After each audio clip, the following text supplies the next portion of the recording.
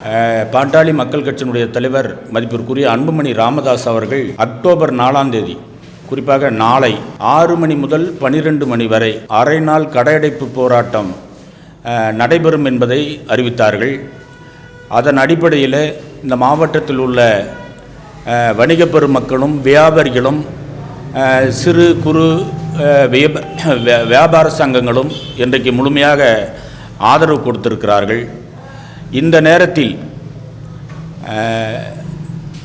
திராவிட முன்னேற்றக் கழகத்தினுடைய மேற்கு மாவட்ட செயலாளர் பழனியப்பர் அவர்களுடைய தூண்டுதலாலே திமுகவினுடைய குண்டர்கள் கடத்தூர் பேரூராட்சி, மல்லாபுரம் பேரூராட்சி, பாப்புரெட்டிப்பட்டி பேரூராட்சி போன்ற பகுதிகளெல்லாம் திமுக ஆளுங்கட்சியினர் வியாபாரிகளை சென்று நாளை கடையை அடைக்கக்கூடாது, அப்படி அடைத்தால் நாங்கள் கடைகளை எல்லாம் உடைப்போம், மீண்டும் நீங்கள் கடையை திறக்க முடியாது என்று எல்லா இடங்களிலும் நேரடியாக அச்சுறுத்தப்பட்டு வருகிறார்கள்.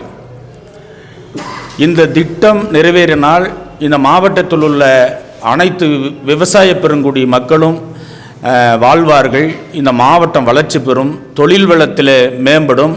ஆக இந்த உன்னதமான திட்டத்தை நிறைவேற்ற வேண்டும் என்பதை வலியுறுத்தி நடைபெறுகிற இந்த கடையடைப்பு போராட்டத்தை திட்டமிட்டு திராவிட முன்னேற்றக் கழகம் அதை தடுப்பதற்குண்டான வேலைகளை செய்து கொண்டிருக்கிறது.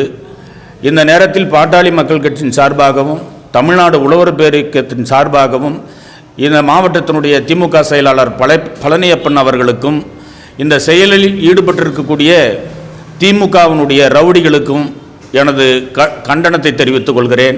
இந்த நேரத்தில் நாளை அரை நாள் கடையடைப்பு போராட்டத்திற்கு வணிக பெருமக்கள் அனைவரும் ஒத்துழைப்பு கொடுக்க வேண்டுமாய் உங்களை அன்போடு கேட்டுக்கொள்கிறோம். எல்லோரும் மிக தெளிவாக இருக்கிறார்கள்.